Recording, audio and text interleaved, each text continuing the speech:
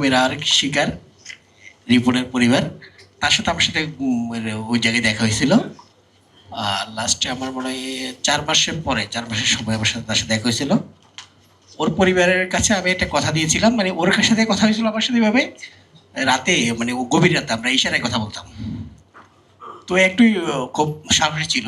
আর ওই সময় আমি আসলে খুব মানে ভেঙে পড়ছিলাম, কারণ আমার অলরেডি তখন অত্যাচারের সময় 4 মাস হয়ে গেছিল।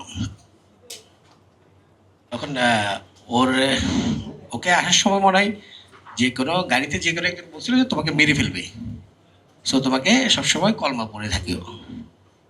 তো ওই আমি আসা, মানে আমি যখন 5 মাস 15 দিন আমি ওখান থেকে, আমাকে যখন ছেড়ে দিল, আমাকে ছেড়ে দিছে যে আহ, চায়না, এখানে একটা আগে মেলা হতো যে গণভবনের পাশে, এদিক দিয়ে বাণিজ্য মেলা মাঠে মাঠে তখন আমার অবস্থা খুব খারাপ ছিল, আমার চুল ছিল এতটুকু, মোস্ট ছিল।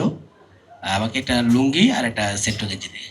তো তারপর থেকে বেরোয়ার পর থেকে এই পরিবারের খবর আমি মানে আজকে 11 বছর, মানে ওদের সাথে কথা বলছিলাম, 11 বছর ওর ফ্যামিলির আমি খোঁজ নিয়েছি, এই ছেলেটা আসে নাই।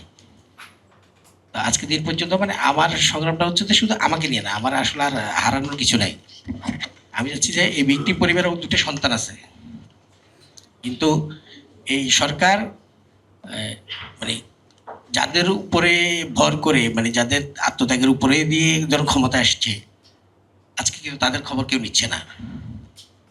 এই পরিবারের মানে ওর 2টা সন্তান, ওর মারা অনেক অসুস্থ।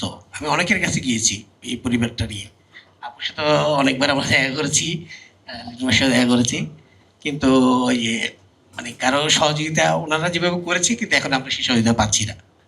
সো আমরা আমাদের একটা ইচ্ছে হচ্ছে যে যারা আমরা শিকার, গুমের শিকার, আমাদের হারানোর কিছু নাই, কিন্তু আমরা যাতে আর কেউ এই গুমের শিকার না হয়, এই দেশের কোনো পরিবার যাতে গুমের ভুক্তভোগী না হয়, সেটা নিশ্চিত করার জন্য যদি আমাদের যদি আবার আত্মহতি দিতে হয়, আমরা দিতে প্রস্তুত আছি। এই বলে আমি আমার আলোচনা শেষ করছি। তবে আমি চাচ্ছি যে আপনারা সকলের সহযোগিতা নিয়ে এটা সম্ভব।